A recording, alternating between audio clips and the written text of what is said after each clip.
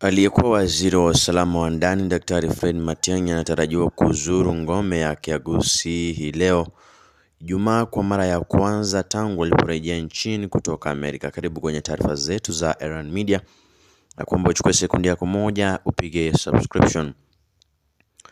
Daktari Matiang'i anasemekana kumezea mate kiti cha urais katika uchaguzi mkuu wa mwaka 2027. Ziara yake ya nyumbani imefasiriwa na wengi kuwa mwanzo wa kampeni zake kujiweka tayari kwa kinyang'anyiro kikali dhidi ya Rais William Samoei Ruto. Kulingana na ratiba iliyotolewa na wandani wa waziri huyo aliyehudumu chini ya Rais mstaafu Uhuru Kenyatta, Daktari Matiang'i atahutubia wafuasi wa katika mikutano ya kando ya barabara. Msafara wa waziri huyo wa zamani utaanzia mji wa Kijauri ambako ndiko nyumbani kwa Daktari Matiang'i. Msafara huo utaelekea katika mji wa Keroka, Kiumbu na hatimaye kutua Kisii ambapo watahutubia umati mkubwa wa watu. Katika ziara hiyo, Daktari Matiang'i anatarajiwa kusindikizwa na wabunge kutoka eneo la Kisii wanaounga azma yake ya Ikulu. Tayari wakazi wengi wa Gusii wamechangamkia ziara ya kiongozi huyo ambaye anapigiwa upato kurithi viatu vya aliyekuwa kigogo wa siasa za Gusii marehemu Simeon Nyachae.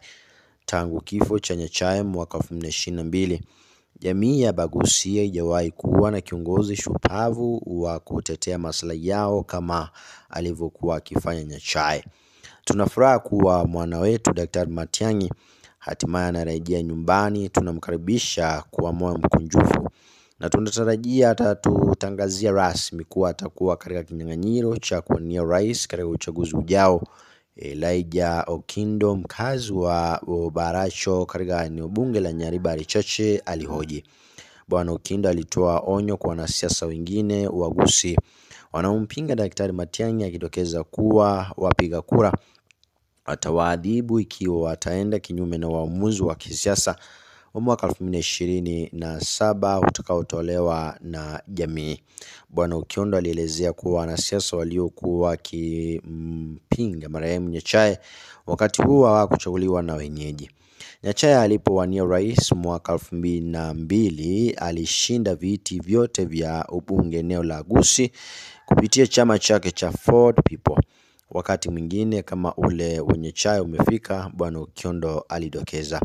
Alipokuwa ughaibuni, Daktari Matiang'i alikuwa akipigiwa debe kuwa ndiye chaguo sahihi kumkabili Rais Ruto katika uchaguzi ujao na vyama vya Jubilee na United Progressive Alliance UPA.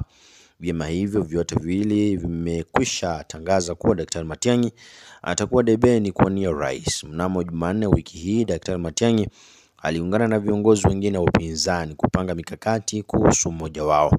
Mkutano huo uliowakutanisha waziri huyo wa zamani, kiongozi wa chama cha People's Liberation Party PLP Martha Karua, kiongozi wa Wiper Kalonzo Musyoka, kiongozi wa Democratic Action Party of Kenya DAP-K Eugene Wamalwa na aliyekuwa naibu rais Rigathi Gachagua. Pia katika mkutano huo alikuwepo mwanasiasa Daktari Mukisi Kitui na mawaziri wawili waliofutwa kazi katika serikali ya Rais Ruto, Mithika Linturi na Justin Muturi. Ndizo taarifa za